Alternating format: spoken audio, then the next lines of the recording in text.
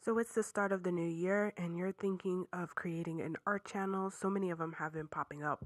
But let's just say that there's more to making an art channel besides drawing a bunch of fan art and instigating drama. Hey, welcome back. This is Cetriya, Cetriya. Welcome to 2019. Excuse me for my voice. I am recovering from a cold. Way to start the new year, am I right? So anyhow, let's get into, generally, I'm going to talk about my sort of art journey, my observations on creating an art channel, maybe a quick little talk about the stuff that's been going on in the art channel community, YouTube in general, and perhaps I'll share my point of view on how to help an art channel grow. To be frank, by the time you are listening to this, you can check out my subscriptions. I just got over the 1,000 mark, so it's pretty unimpressive, right? Especially since I have been actively posting on videos for the last 2 years. Whereas some other channels explode really quick. So I figure it might be helpful for some of you guys, maybe even give you some motivation who are on the lower sub tier, especially if it's taking you a while to get there, whereas other channels might explode within like 6 months having over 10,000 subscribers. So here are my observations and my thoughts. So far, like I said, I have been actively posting videos in the past 2 years. They're kind of a little bit all over the place. It's a mix between book reviews or art book hauls, doing a bit of the 100 Days of Making Comics Challenge, and a couple of art supplies and art materials reviews thrown in. Now, what I've noticed on my personal channel personally and on other people's channels really is that art tool reviews are probably something that is going to get you the most quickest views from people. And that's mostly because I'm sure you all know that you literally type in and, search specifically such and such tools reviews, which is probably why a lot of art and tech channels really thrive on just giving reviews. Now, what is my personal opinion about these things? A lot of them are very helpful. A lot of them are not very helpful. And personally, for me, I just don't see the merit on spending a lot of money on materials that I personally will not continue to use, or I just don't have the time to use them up. I currently own probably over, I want to say 200 plus markers, and I don't make that many marker illustrations because I see markers as being relatively limiting, but also because they are expensive. So I'm kind of not necessarily afraid, but I feel I hold my markers far more precious. I used to use them a lot more when I was doing commissions because markers are far more cleaner to make a quick color illustration versus, let's say, watercolor, which is my preferred traditional media. But all in all, as much as I love markers, I just don't see myself buying every single marker brand out there because they're just far too expensive. If you think about it, anywhere from $30 to $200, I could be using that to spend on something else. If my thought was only to get views, I seriously see that spending that $30 to $200 on something else would, give you that return of investment far more quicker. But more than anything, I just find it somewhat wasteful, really, to buy a bunch of tools and not just markers. One of my top videos for views, and probably where most of you guys have found me, was not only my marker review, but my marker paper video, and that has been getting a steady amount of comments, and I'm glad about that because I know that is probably something that people don't talk about that much, is the actual paper that they use. I know that information is helpful. So that's where I'm coming from, is that personally to me, I don't see the need to have, 100 plus videos of this and such marker versus Copics when really all you need is probably about 10 to 20 videos, get different point of views, and then after that you decide whether you want to purchase it or not. But the main thing is the fact that I don't see myself just doing tool reviews because at least for me as a viewer, I want something else from an art channel. Other things that I notice that do pretty well on my channel is probably the biggest thing is uploading consistently. Everyone that you look up on how to do YouTube and stuff like that always talk about uploading consistently, and the fact that you have to probably upload something in a series related to each other. So that way, when they show up in the suggested, they're relating to each other and they're more likely to upload in the suggested.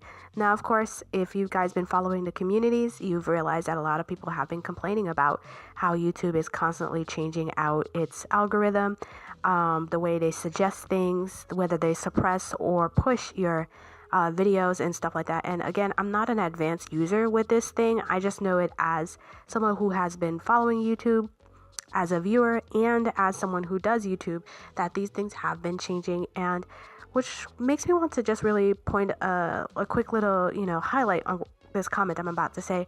And that is, quite frankly, a lot of what constitutes as best advice on doing something on any sort of social media could easily change whenever too many people are gaining the system. And that goes down to the whole clickbait and thumbnails and stuff. I feel personally I could do better with my thumbnails, but they're quite colorful. I try to be more accurate towards the content versus clickbaiting it. And I think that's probably the biggest thing that is keeping my channel from the growth is regardless of what you say about an algorithm, the thing that gets a video push, such as my marker videos and stuff, is that, let's say you as a viewer, you go to maybe a bigger art YouTube channel or a video that's related, and then you go click on my video and you watch it for a long time, and that's key, you have to watch it for a long time, and then you go to another art video. So now YouTube learns that, people who like this probably likes that, so let me suggest that. And that's what it is. So if ever you're on a small channel and you like their stuff and you're just wanting or hoping that they would get more views, because I've gotten that comment too, like, how come you don't have that much more subscribers if you've been uploading relatively consistently for 2 years and you don't have that much views and stuff? And that is ultimately because perhaps the people who find or check out my channel are not the type that goes to other channels that are related. I know personally for me, I watch anything from how to fix a bathroom to how to plan for retirement to art channels, and none of those 3 topics really relate enough that it would make sense for anyone to suggest those 3 categories videos to each other. But that could be what's happening with you guys or my audience. You watch a couple of art channels, but you watch so many other things that YouTube doesn't know whether to suggest you or not. So yeah, that's something that I know that personally I don't see the merit of clickbait titles or the merit of really weird thumbnails. And it's not so much like, oh, I don't want to be a sellout, or, oh, I am so full of myself, or, oh, you just don't want to put in the work. It's just genuinely because those thumbnails and those titles don't work on me. I'm almost like blind to it. I mentally am trying to understand or empathize why something like that would work, and because I'm coming from a blind spot, for me to come up with that concept, it's almost impossible. Like, I'll make a thumbnail and be like, this would be a thumbnail that I would click on, and I personally know my habits. I check out other channels and check out what their thumbnails are, but their thumbnails and their titles are, and I get it, but there's probably something else that's making their channels grow faster than mine's. And that comes to the other thing is, you can't always constantly compare yourself to others. And even if you do, like, I have some definite points of understanding what would help my channel to grow, and I will incorporate some of them, but a lot of it is just personally not something that I want to do. So let's segue into the other thought. Was at the beginning of this video, I said, there's more towards making an art channel besides drawing fan art or drumming up drama. And then, of course, the third thing would be, posting a bunch of art material reviews.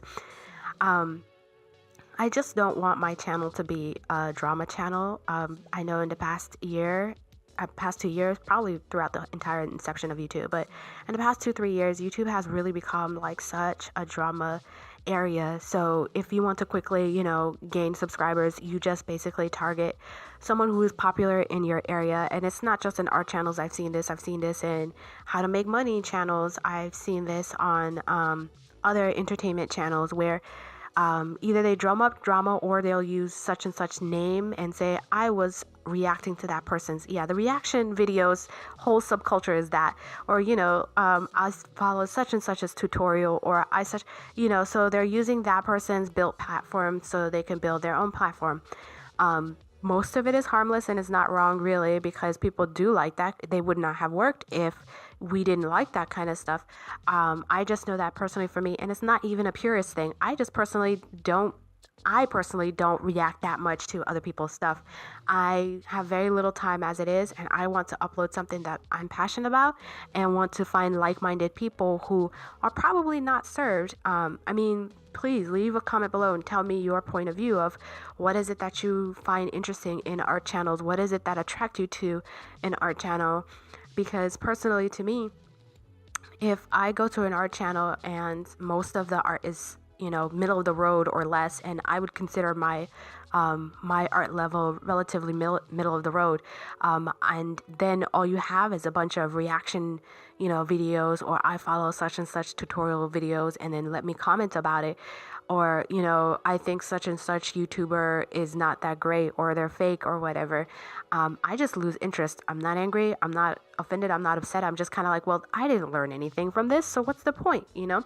Whereas really awesome, channels such as the Proco channel, Procopento, I think is his name, channel, he grew to 1 million, I think, in the last 2-3 years of starting YouTube, because I mean his level of art is superior, and his channel is a full-on educational, true deep education. I mean, you pay a lot of money to go to art school for this, and he's giving it to you for free like that. So there's those channels. You have channels like Parker Blogs, which he's had his blog for over 7 years. I follow him for a long time, and that's all he does is review art materials, do sketch walks, meetups, and review books. That is his main thing. It has been for years, so his channel blew up. And then there's a few art channels that were very dedicated on a specific thing that has a pretty large community, and then they uploaded so many, so consistently, and they blew up. I think the most recent art channel that got pretty big is I want to say Catnip. I'm not exactly sure, but I know she's a UK artist, and she has very bright pastel video vlogs, and that's pretty much what she does. And she got pretty well done. She got pretty well known, and I started to see her in the background on a couple of more bigger art channels. And that's what I'm saying is her channel is probably like an example of a channel that I want to be. You just post things that you're interested in, you have fun in doing it, and you're sharing your passion. So ultimately, at the end of all of it, if you are going to post and create an art channel, a bit of warning: don't be posting things that you're just not interested in. I want to say early 2018 and late 2017 was the year where a lot of YouTube channels were very burnt out, and I can tell they're burnt out because, quite frankly, they're making stuff that has absolutely no value except for the few minutes that they entertain you. We can go for, let's say, Bailey J and his other name. What's his name? That other artist, he's male, from Australia, the one that okay, I forgot his name, but he started at Newgrounds, and now he's like really a lot of followers, probably 1 million or so, and they do a lot of one-off videos that, quite frankly, don't really add much more value except for the few minutes that they're posting. But you can see that they had a very major burnout, because as a creative myself, and many of you are creatives, that you just don't, when you don't feel it, you don't feel it. And if it keeps on taking energy from you, you're not want to do it again. And then the last bit of thing that would have given you the motivation, i.e. the money from YouTube or whatnot, has end up with the changes. You end up losing money, so now you're very much unmotivated. And then slowly but surely, you can see they're kind of like both of them are going back towards their roots, trying to have fun again in doing the work that they do, and consistently posting up new videos, trying new tactics. Because if you're going to do this for the long haul and not just stop doing the video after a couple of years, even if you'll last that long, or what I've noticed a couple of the other channels just not posting maybe once a month, you have to love what you're doing, and it will show in your videos. You don't need to spend that much money, or try to make it all glitzy and whatnot, just to share your passion, because that's ultimately what me as a viewer I look for. I'm looking for new techniques, I'm looking for new point of views, I am looking to see what other people are working in. It's almost like having a digital share workspace and creating the art. So if you're going to be posting and creating an art channel, your main focus really should be sharing your art and sharing your knowledge that you have gained and sharing the projects that you're working on and sharing. That's exactly what it is. It's all about sharing. Just like what I want to say, it was Gary Vaynerchuk that mentioned, is that, it's not about posting the big, huge hullabaloo. It's about documenting your process because people want to follow your journey. So, coming up to the very last end of this exceptionally long video, I hope you're enjoying the speed paint of a mascot that I did for a YouTube channel that reviews Japanese light novels, which is a very interesting space in itself. I want to just quickly talk about my plans and goals based on my observations to help grow my YouTube channel. Several things that I plan to do, some do's and don'ts. Do's, I definitely need to post more than once a week or once every week and a half. And need to figure out how to best do that where I don't have to spend so much time editing, because editing takes a long time, or trying to overthink or over perfectionize. Is that a word? Perfection. My idea for posting on YouTube. I really need to focus on the idea of documenting my workflow as best as possible and then just share it with you guys. So I want to post more often, and to kick that off, I'm planning to do that with another set of 100 Days of Making Comics. I pretty much slacked off on a lot of my comics work and stuff. It doesn't help that I have been sick. Like I said, I've just been sick off and on all day and helping out with my family members who themselves are being sick, and just so many other things. And of course, work require me to do so much artwork that even if I mentally want to, which a lot of times I mentally don't want to, my hands are hurting at the end of the day, so I can't really do art. But I do want to post consistently. I want to post in series. I have some cool ideas for art challenges and series and stuff to create more comics, more stories, more illustrations. I haven't done actual pure illustrations, just full-on composition illustrations and stuff. And last but not least, I do want to share more of my thought process and try to package it in a very user-friendly, user-digestible tutorials for you guys, because I know some of you have asked me some questions on how I do things, and I've had it in real life too, where people would ask me, oh, how'd you do this? It's kind of like art is like magic for a lot of people, I guess, so you need like the formulas and stuff to get things done. So I am really looking forward for 2019. I'm really looking forward to really grow my channel. I have some other kind of marketing ideas, and I'm so full of ideas. So yeah. So please let me know down below. I'm really curious as to what is it that you found attractive to my channel? What is it that you find attractive to other art channels? Like what makes you want to click on a couple of videos and then follow them and subscribe to them? Like, was it really the thumbnails that make a difference? Was it really the titles? Were you just searching something on Google search, or did it showed up on, your suggested videos? What do you look forward for in, art channels? And tell me, what are your pet peeves? Like, what do you don't want to see anymore? And, in 2019, what type of things that you keep seeing popping up in our channels that you're just like, can we please stop? Not to drum up drama, like I said, but I am curious about it, and we could put a good bit of discussion and chat here. Like I said, I'm still a small channel, so I look forward to your thoughts and your feedback. And of course, please, if you enjoyed this video, feel free to like it. And if it's your first time here, please subscribe. Like I said, those are the two main things that help grow a channel. So please do so. And of course, interact and leave a comment. I would really appreciate it. And I do respond to everyone. I still do respond to everyone. So hope to hear from you guys. And I will see you in the next video. Happy 2019.